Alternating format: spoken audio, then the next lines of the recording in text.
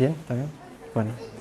Bueno, yo sé que comenté con algunos que íbamos a comenzar con el Sermón del Monte y algunos generaron bastante expectativa. Y porque nos tocaría un mensaje bastante interesante ahora en el Sermón del Monte, porque justamente estaríamos hablando sobre cómo Jesús ve el adulterio, ¿no? Y cómo la visión de Jesús sobre el adulterio no involucra simplemente la acción física, sino que involucra la inmoralidad sexual de una manera amplia, involucra las miradas, involucra el corazón, los pensamientos. Así que escapamos por hoy de este mensaje, pero la próxima semana vamos a estar y aprender un poco sobre eso que trae tanta tristeza, tanta destrucción y que sucede en la vida de muchos y que de algún modo todos nosotros somos encontrados culpables delante de ese problema y ese pecado. Pero hoy nosotros vamos a arrancar con una meditación bastante importante. Yo pensé que sería un devocional, pero va a ser un poquito más que un devocional. Es un devocional de 3 puntos, así que vamos a estar hablando sobre eso. Porque así como el Sermón del Monte, hoy nosotros vamos a estar hablando sobre la verdadera interpretación de la palabra. Cristo, en el momento que nosotros estamos en el sermón, está dando la verdadera interpretación de la ley, mostrando la autoridad de las Escrituras, la importancia de las Escrituras, y es justamente lo que nosotros queremos hablar en el día de hoy. Así que te pregunto, ¿qué importancia tiene la palabra de Dios en tu vida? ¿Qué importancia tiene la palabra de Dios en tu vida, Abraham? ¿Qué importancia tiene la palabra de Dios en tu vida, Adrián? ¿Qué importancia tiene la palabra de Dios? Y nosotros vamos a leer un texto que quizás algunos ya conocen, pero estoy seguro que puede ser de mucho provecho. Es un texto que está en Hechos, capítulo 17. Antes de ir al texto, como teniendo un contexto histórico, Pablo estaba junto con Silas, que era su compañero de viaje. Estaban en su segundo viaje misionero y estaban en Tesalónica. Justo antes de ese texto estaba en Tesalónica. Llegaron 3 semanas en Tesalónica y estaban predicando el Evangelio. Y en la predicación del Evangelio, algunos judíos se convirtieron. El texto dice que una gran cantidad de griegos piadosos y mujeres nobles se convirtieron, es decir, creyeron en el mensaje que Pablo estaba hablando. Pero de una manera resumida, algunos judíos que quedaron celosos por esa situación que estaba pasando, contrataron, el texto dice, gente ociosa, gente desocupada, gente que no estaba haciendo nada de su vida y gente mala aún así, para causar un tipo de alboroto y perjudicar el mensaje de Pablo y de Silas. Y estas personas entraron a la casa donde estaba Pablo y llevaron a Jasón y algunos hermanos, no llevaron Pablo y Silas, y llevaron delante de las autoridades y decían ese texto: estos que trastornan el mundo entero también han venido acá, a los cuales Jasón ha recibido. Y todos estos contravienen los decretos de César diciendo que hay otro rey, Jesús. Y entonces Jasón y los hermanos pudieron pagar la fianza para salir y salieron. Entonces, después de todo ese alboroto, ¿no?, como algunos hermanos venezolanos llaman toda esa San Pablera, que dice, ¿no? ¿No es así? San Pablera, ¿verdad? Sí, San Pablera. Después de todo eso, Pablo y Silas son enviados inmediatamente a otro lugar. Y ahí está nuestro texto, Hechos 17, del 10 al 12. ¿Entendieron, no?, el contexto histórico que estamos. El versículo 10. Así dice la palabra: inmediatamente, después de todos estos sucesos, los hermanos enviaron de noche, para evitar problemas, ¿no?, a Pablo y Silas hasta Berea. Ese era un viaje más o menos 60 kilómetros que ellos iban a hacer en esa noche. Y ellos, habiendo llegado, entraron a la sinagoga de los judíos, que era algo que ellos hacían con frecuencia. Siempre que llegaban a un lugar, iban a las sinagogas y predicaban el Evangelio. Y el texto dice, y aquí es donde nos vamos a concentrar, estos de Berea eran más nobles de los que estaban en Tesalónica, pues recibieron la palabra con toda solicitud, escudriñando cada día las Escrituras para ver si estas cosas eran así. Así que creyeron muchos de ellos, y mujeres griegas de distinción, y no pocos hombres. Vamos a orar brevemente por esta palabra. Señor, ayúdanos. Tráenos, Señor, gozo al que habla, gozo al que escucha, que podamos, Señor, tomar en serio tu palabra, porque por medio de ella, Señor, encontramos la revelación más importante de nuestras vidas, de la historia de la humanidad, que es la revelación de nuestro Señor Jesús. Que no vengamos a jugar con tu palabra, sino, Señor, buscar en ella tu voluntad para nosotros. Ayúdanos, Señor. Ayúdame a hablar y ayuda a mis hermanos que están aquí a escuchar, y que podamos glorificar tu nombre por medio de eso. Esa es nuestra oración en el nombre de Jesús. Amén. Le voy a contar algunas historias. William Cooper nació en 1731. Su padre era uno de los capellanes del rey George II y su madre era pariente del poeta John Donne. Con solo 6 años, la madre de Cooper falleció y él fue enviado a un internato. A los 18 años se convirtió en aprendiz de abogado y pasó la siguiente década preparándose para convertirse en abogado.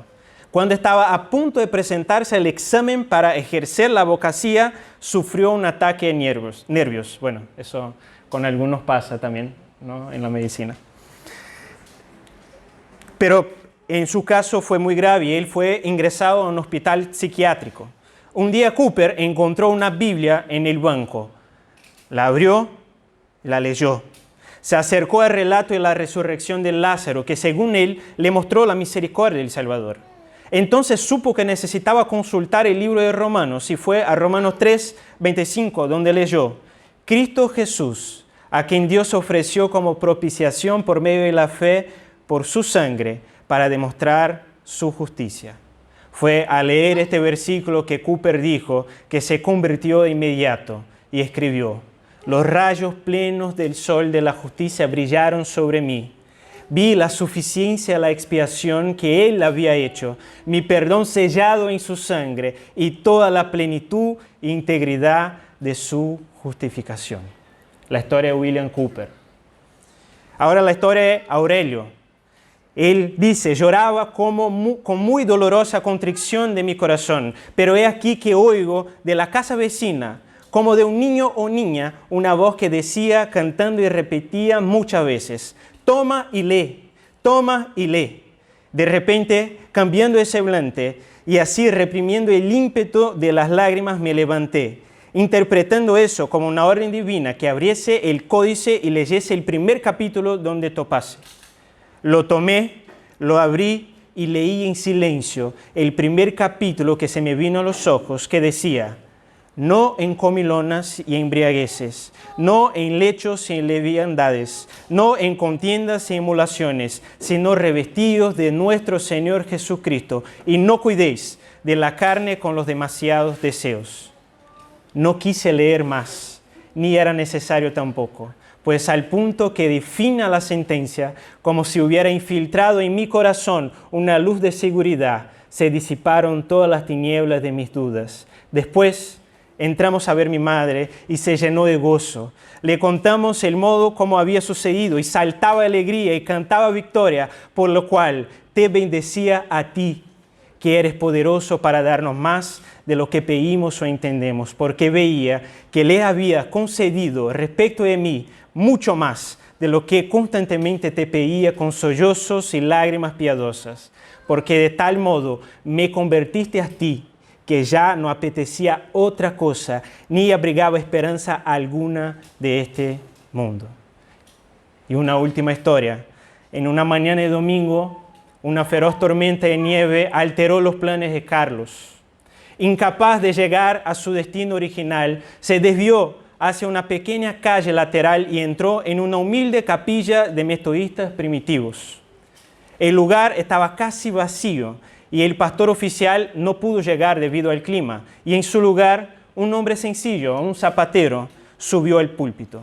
Aquel predicador, carente de elocuencia y formación académica, se aferró con torpeza a un solo texto, Isaías 45:22, y decía: mirad a mí y sed salvos todos los términos de la tierra. Con un acento tosco pero lleno de convicción, insistió en la sencillez del mandato. Mirar no requiere esfuerzo, decía. Mirar no requiere dinero. Mirar no requiere ni estudios. Es un acto que hasta un niño puede hacer.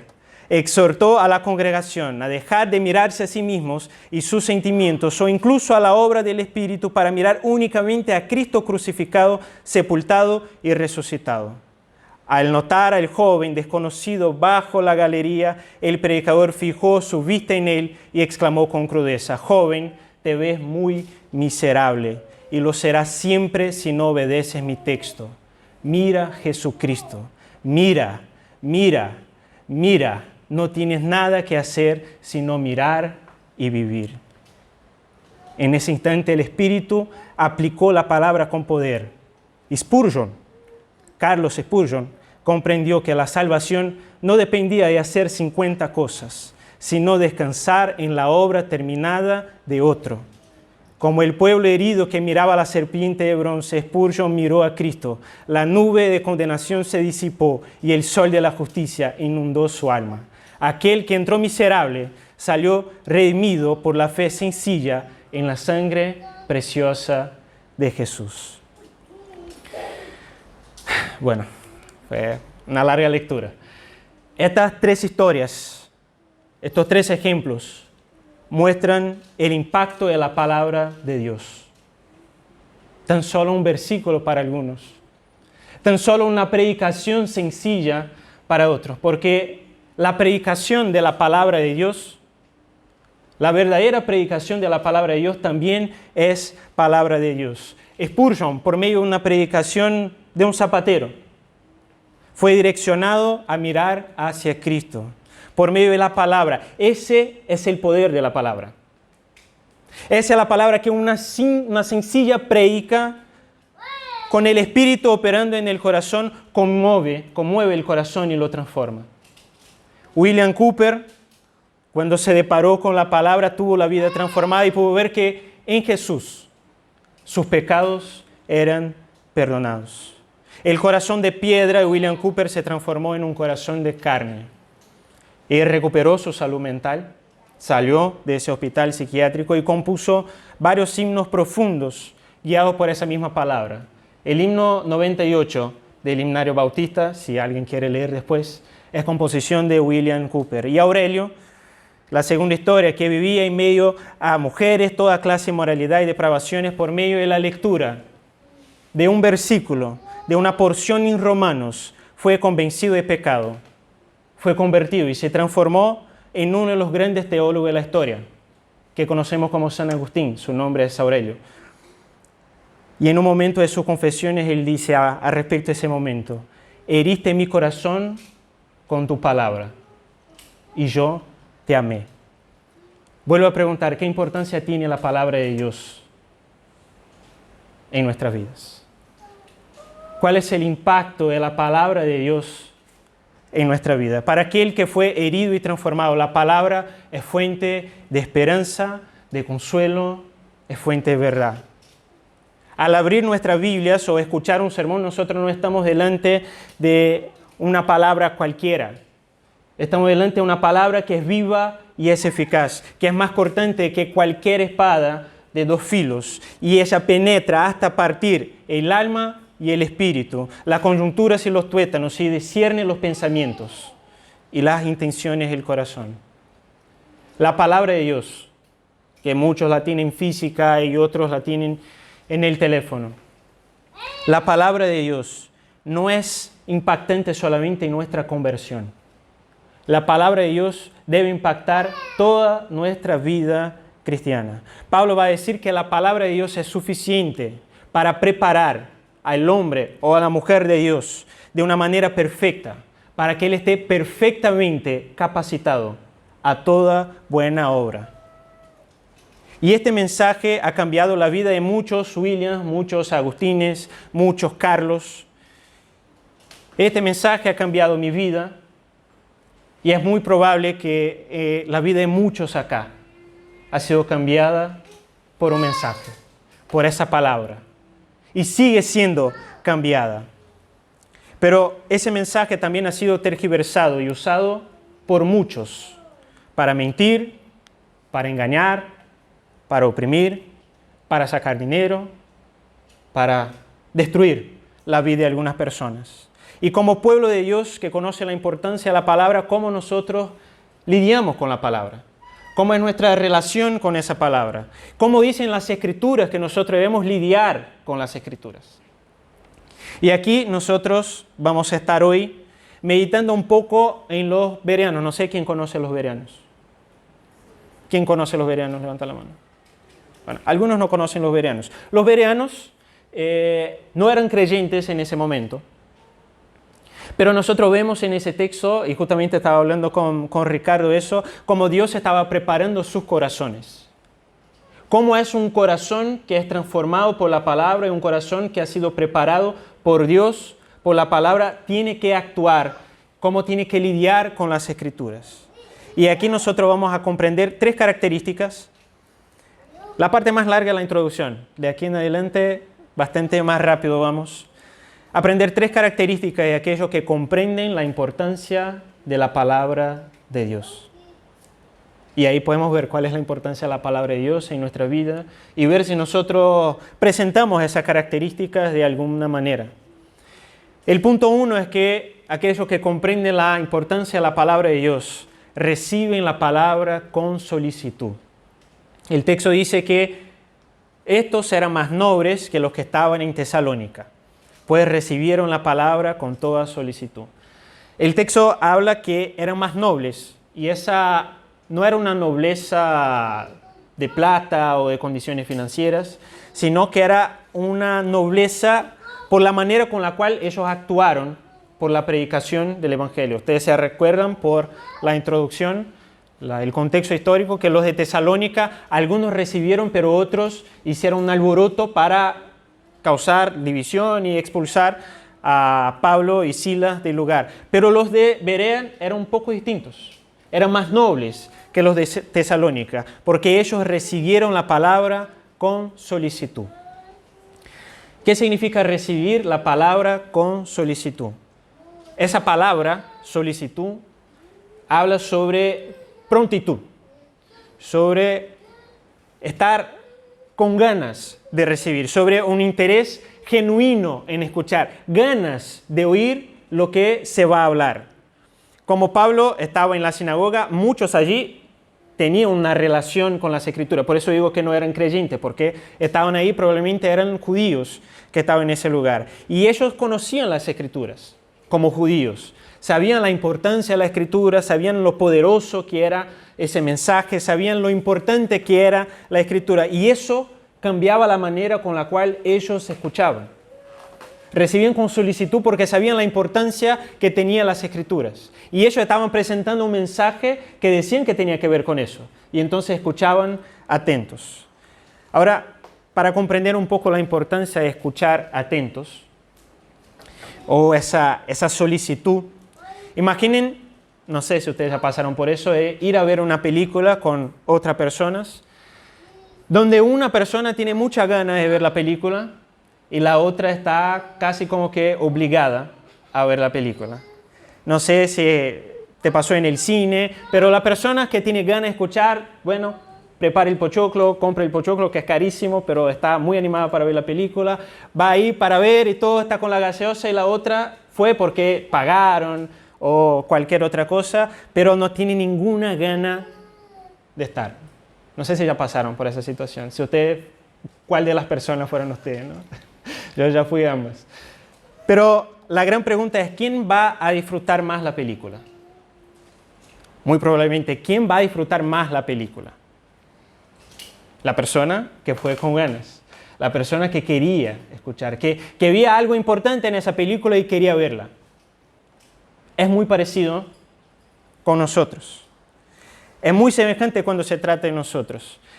Cuando nosotros pensamos en nuestras reuniones en el sábado o en el domingo, o cuando vamos a tener nuestro devocional o las prédicas que vamos a escuchar, nosotros comprendemos la importancia que tiene la palabra.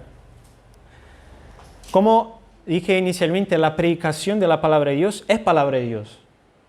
No es una persona hablando algo que se le ocurrió, aunque muchas veces puede ser. Pero la verdadera predicación de la palabra es palabra de Dios. ¿Cómo es nuestro ánimo, nuestra gana de escuchar esa palabra? Dios nos ha dado la palabra y la predicación como un medio de gracia para que nosotros podamos crecer en comunidad. Y existen algunos enemigos de esas ganas y esos deseos. Las distracciones, a veces estamos aquí, el teléfono nos saca la atención. La voz, a veces, del predicador. Cuando es un predicador que escuchamos muchas veces, a veces la voz ya quizás nos pone un poco de sueño, ya estamos acostumbrados. A veces el acento del predicador nos saca la atención, nos distrae. A veces cuando la predicación es sobre un texto que ya conocemos, a veces perdemos un poco el interés de escuchar porque ya sabemos el texto, ya sabemos todo lo que el texto dice, ya sabemos absolutamente todo lo que el texto tiene para decir. Y esos son enemigos en nuestra atención y la solicitud para recibir la palabra.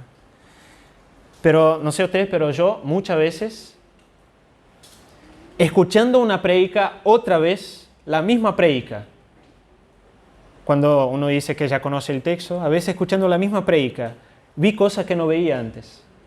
Entendí cosas que yo no entendía antes. Entonces, estas cosas, el teléfono, la voz del predicador, el acento del predicador, el conocer un texto no puede impedirnos de tener esa atención, porque la palabra es viva. Salmo 119 dice, cuán dulces son a mi paladar tus palabras, más que la miel a mi boca. Qué distinto pueden ser los sábados y los domingos si nosotros venimos con solicitud para escuchar la palabra. Despertar mañana, el domingo, y decir, glorias a Dios. Hoy voy a escuchar tu palabra, Señor, junto con mis hermanos. Hay un gozo especial en escuchar la palabra juntos, unos con otros. Un gozo que no encontramos a veces escuchar solo. Dios nos puso y nos dijo que nosotros deberíamos reunirnos y estar juntos para escuchar el mensaje porque hay una gracia especial de Dios cuando nosotros escuchamos el mensaje juntos. Somos confrontados, somos consolados, porque el mensaje debe apuntarnos a Cristo y a la obra de Cristo. Y esa es la primera cosa que nosotros aprendemos. Dios estaba preparando el corazón de estas personas para que ellos pudieran recibir con solicitud. Y Dios ha transformado nuestro corazón. Nosotros debemos pensar si nosotros estamos presentando esa característica. Y ahí vamos a la segunda característica, que es escudriñar las Escrituras. Está fuerte el sol por ahí, ¿verdad? Igual si alguien quiere cambiar, puede ir un poco más para atrás y todo. Bueno, escudriñando las Escrituras. El texto dice que ellos escudriñaban cada día las Escrituras para ver si estas cosas eran así. Desde la primera vez que yo escuché la palabra escudriñar, fue en español y me encantó. Y después me di cuenta que existe la palabra en portugués, pero o sea, nadie la usa. Pero esa es una palabra muy interesante, escudriñar, porque es más que una simple lectura, es más que observar alguna cosa, es como mirar los detalles, es como observar en detalle lo que se está diciendo, es como examinar profundamente. Esa palabra escudriñar es utilizada en el texto bíblico para un tipo de juicio, un examen judicial. Es la misma palabra que Pilato usa cuando vuelve y dice que ha interrogado a Jesús y no encontró nada malo. Ha escudriñado, ha intentado sacar todo lo que se podía y no encontró nada malo en Jesús. Es la palabra que Pablo usa cuando dice que el hombre espiritual juzga todas las cosas. Yo me acuerdo el último picnic de la iglesia, que yo estaba ahí con Gene, estábamos ayudando a entregar las comidas y todo, y me acuerdo que se acercó una hermana de la iglesia preguntando si tenía algún tipo de harina el pan de queso, porque ella era celíaca y entonces no podía con el gluten, o sea, necesitaba saber, comprender bien lo que ella estaba comiendo. Porque la manera con la cual ella se alimentaba, o sea, era muy importante. Sí, aunque ella quisiera comer eso, pero tiene algo, por ser celíaca, su sistema inmunitario iba a reaccionar de una manera anormal y bueno, es malo el efecto, o sea, no es bueno, ¿no? Y la manera con la cual ella se alimentaba era importante, porque las consecuencias de comer algo que no puede comer es catastrófica. A veces, no sé, unos que tienen otro tipo de intolerancia pueden imaginar y pensar cómo es. La palabra de Dios es nuestro alimento. Y al recibirla con alegría en la predicación, no significa que tenemos que comer todo lo que viene. Pablo dice que nosotros debemos examinar todo y retener lo bueno. Las consecuencias de alimentarnos y consumir alimentos que no son adecuados son catastróficas también en la vida cristiana. Las falsas doctrinas, los falsos maestros han hecho destrucción en muchos lugares. Y nosotros tenemos aquí los bereanos escuchando con solicitud un mensaje del apóstol Pablo. Era el apóstol Pablo que estaba delante de ellos y ellos escudriñaban las Escrituras. En su contexto estaban escudriñando el Antiguo Testamento para ver si lo que Pablo decía era verdad. El apóstol Pablo. Escuchaban el apóstol Pablo y escudriñaban a ver si lo que él decía era verdad. Y aquí estamos nosotros creyendo en todo lo que dice el ChatGPT. Cuando nosotros hacemos alguna pregunta teológica al ChatGPT. Nos dice, es eso, esa es la respuesta. Nosotros no podemos creer en todo lo que nos dice el ChatGPT. Nosotros no podemos creer en todo lo que escuchamos en un Reels. Nosotros no podemos creer en todo lo que escuchamos en un short de YouTube. No podemos creer en lo que nosotros escuchamos en cualquier prédica que nosotros vemos. No sé cuál es tu predicador favorito, pero incluso con él nosotros necesitamos escudriñar las Escrituras. No significa con eso que nosotros estamos dudando de absolutamente todo lo que está diciendo la persona, pero nosotros necesitamos tener la seguridad si lo que la persona está hablando realmente está en la Escritura. Incluso yo, aquí. Necesitan ver si lo que estoy diciendo tiene sentido con todas las Escrituras. Con todo lo que está aquí. Puede ser yo, puede ser Xavi cuando va a predicar, puede ser el pastor Volati, puede ser Miguel Núñez, puede ser Paul Washer, puede ser John Piper, puede ser Martin Lloyd Jones, Wesley, MacArthur, Lutero. Puede ser un ángel descendiendo del cielo. Si predica un evangelio distinto del evangelio que está en las Escrituras, Pablo dice, sea anatema, sea maldito. Nosotros necesitamos tener esa conciencia. La mejor manera de hacer eso, de escudriñar las Escrituras, es hacerlo de manera comunitaria. No es aislarnos simplemente nosotros y investigar. Lo que es bueno, debemos estudiar. Pero Dios nos dio una comunidad. Los bereanos hacían eso juntos. Escudriñaban juntos las Escrituras a ver si era realmente así. A lo largo de la historia, el pueblo de Dios, junto, por medio de las Escrituras, ha luchado con muchas herejías y ha vencido. Necesitamos conocer la historia, porque muchas de las herejías que nosotros tenemos hoy ya fueron combatidas en el pasado. Hoy existen muchos que no creen en la Trinidad, por ejemplo. Y predican eso. Y a veces a nosotros parece, pero ¿qué me importa si es Trinidad, si es una sola persona, si Jesús es unicitario y Jesús es todo? O hay gran importancia en eso. Y en el pasado, la iglesia luchó, muchos murieron por la verdad de la Trinidad, para que hoy nosotros podamos escuchar en un shorts y simplemente comer todo, como un celíaco que come gluten. Eso va a hacer mucho mal a nosotros. Y claro, solo para aclarar, escudriñar no tiene que ver con venir a escuchar un sermón de una manera crítica, negativamente hablando, esperando que el predicador, el pastor, diga una palabra mala y decir, ay, mira, falso maestro. Eso no es escudriñar las Escrituras. Claro que hay personas que no debemos escuchar porque sus frutos ya han mostrado que si vamos a sacar algo bueno es muy chiquito, es mejor no escuchar. Pero no significa que tenemos que venir con un espíritu crítico, esperando que el predicador se equivoque para rechazar absolutamente todo el mensaje. Y no solamente con predicadores y mensajes, consejos de amigos, de personas cercanas, debemos escudriñar las Escrituras, a ver si nuestro amigo cristiano nos está aconsejando algo que la palabra realmente dice. Porque no tenemos excusa ante el Señor de, yo acepté el consejo y lo hice. No tengo culpa, el culpable es el otro. Aunque el otro va a responder por sus malas enseñanzas.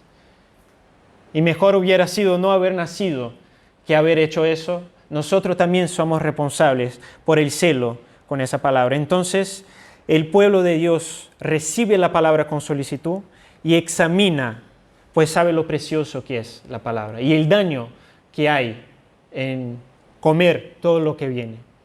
Así que después del mensaje siempre es una buena actividad juntarse para hablar sobre el mensaje, charlar sobre lo que nosotros hemos escuchado y compartir juntos, ¿no?, las enseñanzas que hemos aprendido. Y por último,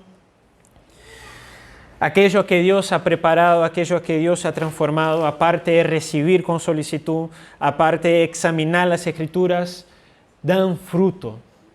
Hay un fruto en la vida de aquellos que reciben la palabra con solicitud, que escudriñan la palabra y que son impactados por la palabra. El texto dice que así creyeron muchos de ellos, y mujeres griegas de distinción, y no pocos hombres. Cuando nosotros leemos el capítulo de Hechos, que estamos, capítulo 17, vemos que el alboroto que se generó en Tesalónica fue fruto de la exposición de Pablo. La gran pregunta es, ¿qué Pablo exponía en las Escrituras? Y el texto dice en el versículo 3 que Pablo iba a ellos declarando y exponiendo por medio de las Escrituras, por eso los bereanos escudriñaban, que era necesario que el Cristo padeciese y resucitase a los muertos, y que Jesús, dice Pablo, a quien yo os anuncio, decía él, es el Cristo. Por eso la palabra es tan importante. Porque en las Escrituras nosotros encontramos el Evangelio, y el Evangelio es el poder de Dios para la salvación. Es la buena noticia que Dios proveyó la solución para el problema de los pecadores. Nosotros somos salvos por gracia, dice la palabra, por la obra de Jesús en nuestro favor, por la obediencia de Cristo en nuestro favor, por la muerte de Jesús en nuestro lugar. Y la Escritura dice que esa salvación de gracia viene por medio de la fe en ese mensaje. Y la Escritura dice que la fe viene por el oír, y oír la palabra de Dios. Esa es la importancia de la palabra. Eso es lo importante de tener la palabra en nuestra mente. No es como un libro común, aunque muchos pueden tener la vida impactada por leer algún libro, alguna novela, impacta la vida y la persona cambia sus acciones, sus decisiones. La palabra, y por medio de la palabra el Espíritu transforma nuestros corazones. Por medio de la palabra nosotros encontramos la vida y la obra de Jesús. La palabra no es un libro de consejos. Nosotros no debemos buscar la palabra esperando un simple consejo de cómo ser una persona mejor. La palabra no es un libro donde yo soy el personaje principal. La palabra es una espada de dos filos que atraviesa el corazón, como lo hizo con Agustín. La palabra es esa espada que rompe mis rodillas y que me pone en rodillas, revela mis pecados, trae la conciencia del pecado y me conduce al centro de su mensaje. Las Escrituras apuntan a Cristo. Por eso las Escrituras son tan importantes. Las Escrituras apuntan a Cristo, que es nuestra única esperanza, y no solamente en nuestra conversión. No solamente en lo que sucedió con los bereanos que se convirtieron por medio de ese mensaje, sino todos los días, a cada devocional, a cada predicación. El centro del mensaje debe ser Cristo. Debe romper nuestras rodillas y llevarnos a adorar a Jesús. Después del avance de la Reforma Protestante que comenzó ahí Lutero en Wittenberg, después del avance de todo eso, millares de personas ya habían encontrado la verdadera doctrina. Muchas cosas habían sucedido después de lo que Lutero dijo, de lo que él generó, y él decide regresar a Wittenberg para dedicarse a la predicación. Y después de toda la transformación que había sucedido en el mundo en ese entonces, por lo que Lutero había hecho, él dijo: miren cuánto Él ha sido capaz, Él, Dios, sido capaz de lograr a través de mí, aunque yo no hice nada más que orar y predicar. La palabra lo hizo todo. La palabra lo hizo todo. Yo no hice nada más que orar y predicar. La palabra lo hizo todo. A veces nosotros estamos muy preocupados con nuestro evangelismo. Nosotros buscamos materiales, libros, sugerencias, y nos olvidamos la palabra en nuestro evangelismo. Nosotros estamos tan preocupados en ser eruditos, en saber usar palabras fuertes, impactar con nuestras palabras. Estamos muy preocupados a veces en invitar a nuestros amigos a venir a escuchar el mensaje, porque no sé, lo que nosotros hacemos acá no es tan atractivo para los que están afuera, ¿no? Hacemos juegos, no hacemos muchas cosas y estamos muy preocupados porque no hay ese tipo de cosas. Las personas no necesitan juegos, aunque hay su espacio y está bien en determinados momentos. Las personas no necesitan grandes argumentaciones filosóficas. Agustín era ya un gran intelectual. Él necesitaba la palabra. Cristo crucificado por nuestros pecados. Y la palabra hace lo que solo ella puede hacer. Yo no sé cómo fue tu conversión. Y me gustaría que si tú eres cristiano, recordaras tu conversión. No sé, puede ser que haya pasado en un instante como fueron nuestros ejemplos iniciales. Un mensaje y te impactó y eso cambió todo. O puede ser que fue un proceso que tú no te acuerdas del momento exacto, pero fue un proceso. Pero sí o sí, tu conversión pasó por conocer a Cristo y conocer al Cristo de las Escrituras. Y ese nuevo corazón que recibió a Cristo debe seguir buscando en las Escrituras el alimento. Buscar en las Escrituras a ese Cristo. Porque ese corazón va a desear ser expuesto por la lectura, por medio de las predicaciones, por medio del consejo de otras personas. Y ese corazón va a dar frutos. Frutos porque la palabra es poderosa para eso. Y esos frutos, ellos tratan de una constante transformación interna en nosotros. A veces pensamos que los frutos son la cantidad de personas que nosotros trajimos a la iglesia y estos son mis frutos. Los frutos hablan de nuestro carácter. Hay un autor que dice que para identificar nuestro crecimiento hay que ver si estamos creciendo en felicidad en santidad y en humildad. Has crecido en felicidad. Has crecido en santidad. Has odiado más el pecado. Amado más a Cristo. Has crecido en humildad, considerando a los otros superiores a ti mismo, o te crees superior a las otras personas. La exposición de los bereanos a las Escrituras dio fruto. Se convirtieron, porque la palabra no vuelve vacía. Y estos son nuestros 3 puntos. Recibir, escudriñar y dar frutos. Predicaciones así pueden tener una tendencia de generar tristeza en nosotros, porque no recibimos la palabra con solicitud muchas veces. No escudriñamos como deberíamos escudriñar y a veces nos encontramos sin frutos. Yo no quiero que ignores esa tristeza y decir, no, eso no es para que te quedes triste. Agarra esa tristeza. El Espíritu Santo, por medio de la palabra, nos convence de pecado. Y es muy probable que eso sea verdad. Es muy probable que no hemos recibido con solicitud y gozo verdadero la palabra, que ni siquiera hemos pensado en eso. Es muy probable que no hemos sido criteriosos al escuchar o hemos tenido un corazón criticón para escuchar predicadores, escuchar cualquier cosa. Y es muy probable que no hemos encontrado fruto de santificación en nuestra vida porque solo hemos usado la palabra y la vida eclesiástica. Pero estar en la iglesia no significa que somos cristianos. Por eso no quiero que ignore esa tristeza. Esa tristeza, según Dios, debe llevarnos al arrepentimiento. Por eso, en ese momento, deberemos correr, disparar hacia Cristo. Porque si nosotros confesamos a Él nuestros pecados, Él es fiel y justo para perdonar nuestros pecados y purificarnos de toda impureza. Eso dice la Escritura. Cristo es aquel que recibió la palabra con solicitud, más que cualquiera uno de nosotros.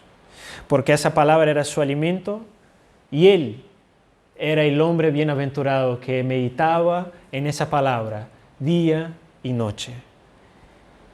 Jesús, al ser tentado por el diablo, Satanás que usó las Escrituras para tentar a Jesús, Él sabía el verdadero significado de las Escrituras. Y por medio de la verdadera interpretación, Él no aceptó la falsa aplicación de Satanás. Él no aceptó Satanás distorsionando las Escrituras, sino que dio la verdadera interpretación. Jesús es el cumplimiento de todas las Escrituras. Y todo el fruto de nuestra vida y el arrepentimiento que nosotros podemos tener es por estar unidos a Él. Porque sin Él no podemos hacer nada. La exposición de las Escrituras en un corazón transformado debe llevarnos a ser más felices, más santos y más humildes. ¿Cuál es la importancia de la Escritura en nuestras vidas? Oremos. Señor, ayúdame y ayúdanos, Señor, a anhelar más tu palabra. A no tomar, Señor, tu palabra a la ligera, sino buscar, Señor, de ti el gozo. Sabemos que esa solicitud, Señor, para recibir la palabra no depende simplemente de nuestras ganas, sino que sobra de tu espíritu en nuestro corazón, Señor.